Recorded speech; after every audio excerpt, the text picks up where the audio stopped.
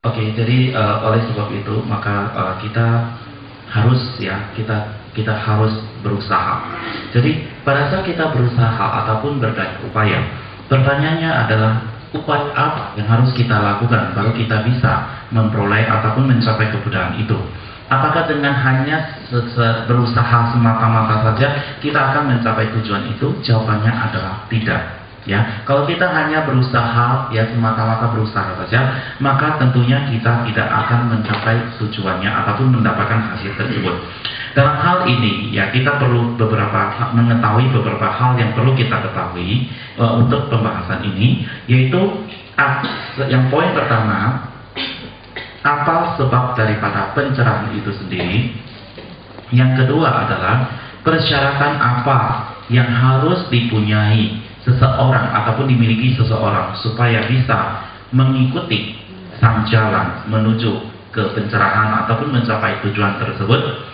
Ketiga adalah apa pula kondisinya. Keempat, apa metodenya. Kelima adalah setelah memperoleh semua persyaratan sebagaimana yang telah disebutkan di atas, apa pula hasil yang akan kita capai. Keenam adalah setelah kita mencapai tujuan ini, bagaimana kita beraktivitas ataupun bertindak untuk semua makhluk hidup.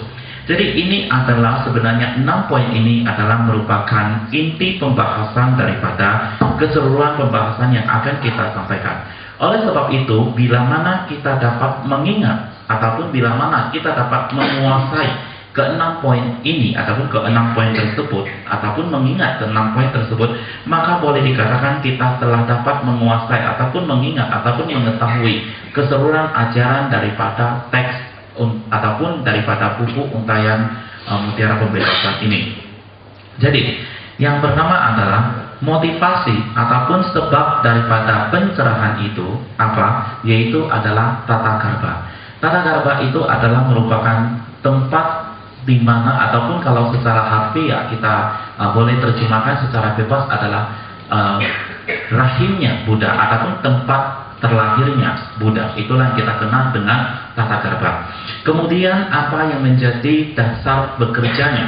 Dasar bekerjanya itu adalah ataupun dasar karyanya adalah merupakan tubuh manusia yang berharga.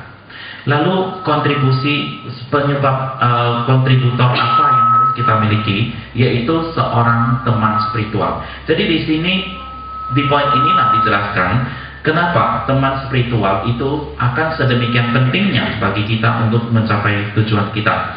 Lalu ada pula metode yang perlu kita lakukan atau yang perlu kita jalankan. Metodenya adalah merupakan instruksi-instruksi yang diberikan oleh teman spiritual ini. Lalu apa hasil daripada semua itu? Hasilnya adalah mencapai tubuh Samboga dan juga tubuh Nirmana ataupun Samboga Kaya dan Nirmana Kaya. Tindakan, aktivitasnya adalah bertindak untuk semua makhluk dengan tanpa ada perencanaan awal ataupun tanpa ada konsep awal. Ya, jadi kita mulai daripada pembahasan pertama. Pembahasan pertama itu motivasinya adalah tata karba ataupun yang kita kenal dengan sutta tata karba. Jadi motivasinya adalah tata karba. Di sini dikatakan bila mana seseorang ataupun siapapun yang melakukan daya upaya ataupun berusaha, maka siapapun itu orangnya akan dapat mencapai kebudayaan.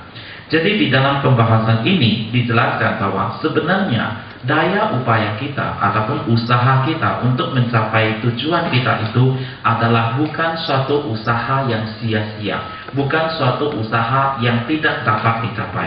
Oleh sebab itu, maka kita harus berusaha.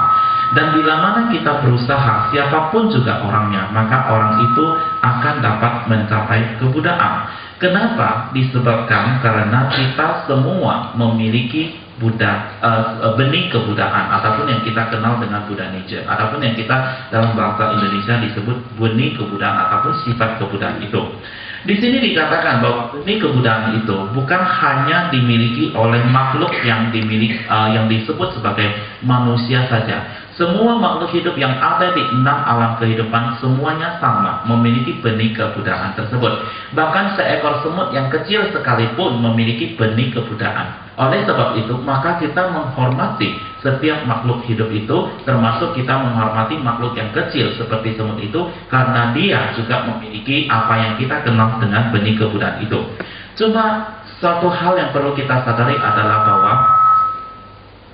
bahwa makhluk hidup selain daripada makhluk manusia, perjalanan mereka itu akan menjadi jauh lebih panjang ya untuk mencapai kebudayaan itu, ya, disebabkan karena mereka tidak terbebas daripada 8 kondisi yang tidak bebas. Ya, mereka belum terbebas ataupun mereka tidak terbebas daripada 8 kondisi yang tidak bebas. Yang mungkin itu dari pembahasan. Itu dibandingkan dengan makhluk hidup lainnya, boleh dikatakan sangat beruntung sekali. Jadi kita semua manusia ini, ya, kita akan memperoleh suatu waktu yang akan jauh lebih, ya, kita beruntung sekali karena sebagai manusia, dan kita akan sangat dibandingkan dengan makhluk lain, waktu kita akan jauh lebih cepat dibandingkan dengan mereka untuk mencapai tujuan kita, karena kita sebagai manusia berada dalam posisi ataupun kondisi bebas daripada 8 kondisi yang tidak bebas itu. Jadi kita terbebas daripada 8 kondisi yang tidak bebas itu. Di dalam Samadaraya Sutra dikatakan bahwa tata karma itu, ya, mengcover ataupun yang meliputi semua makhluk hidup. Dan di dalam Mahaparinibbana Sutra, Buddha juga mengatakan bahwa semua Buddha nature ataupun semua makhluk hidup memiliki benih kebudayaan. Oleh sebab itu, maka di sini sekali lagi dijelaskan bahwa semua makhluk hidup, jadi bukan hanya manusia saja, semua makhluk hidup apapun juga itu, beliau ataupun itu memiliki benih kebudayaan itu. Dan di sini di Utara Tantra dijelaskan, dia memberikan 3 contoh, 3 urutan yang sangat logika bagaimana kita bisa mencapai kebudayaan itu. Jadi 3 logika itu adalah kenapa kita bisa mencapai kebudayaan itu, baik itu dalam kehidupan ini maupun di dalam kehidupan yang akan datang adalah, yang pertama adalah bahwa kita semua memiliki apa yang disebut sebagai dharmakaya. Buddha itu adalah merupakan dharmakaya. Jadi apa itu dharmakaya? Dharmakaya itu adalah kekosongan. Jadi kekosongan ini adalah sesuatu yang mencakup semua fenomena. Ya, mencakup semua fenomena, mencakup semua makhluk hidup. Dan oleh sebab itu, ya, yang kita semua juga tidak terlepas daripada cakupan itu. Dan oleh sebab itu, maka kita semua memiliki dharmakaya. Ya, itu alasan yang pertama. Alasan yang kedua adalah bahwa benih kebudayaan yang dimiliki oleh Buddha dengan benih kebudayaan yang dimiliki oleh kita pada dasarnya tidak berbeda sama sekali. Jadi kita tidak bisa mengatakan benih kebudayaan yang dimiliki oleh Buddha Sakyamuni itu berwarna pink, kita punya berwarna hitam atau merah, Buddha Sakyamuni punya lebih panjang, kita lebih pendek atau lebih bagaimana. Tidak, ya. Benih kebudayaan yang dimiliki oleh Buddha seperti misalnya Buddha Sakyamuni dan benih kebudayaan yang kita miliki pada prinsipnya ataupun pada dasarnya adalah sama. Jadi di sini dijelaskan bahwa kualitas daripada benih kebudayaan itu di setiap makhluk hidup itu